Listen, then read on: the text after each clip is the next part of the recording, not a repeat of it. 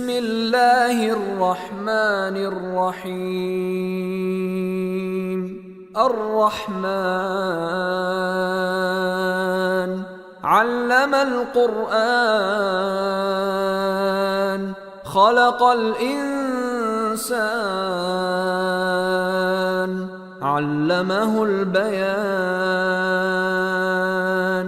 الشمس والقمر بحسبان والنجم والشجر يسجدان والسماء رفعها ووضع الميزان ألا تطغوا في الميزان وأقيموا الوزن بالقسط ولا تخسروا الميزان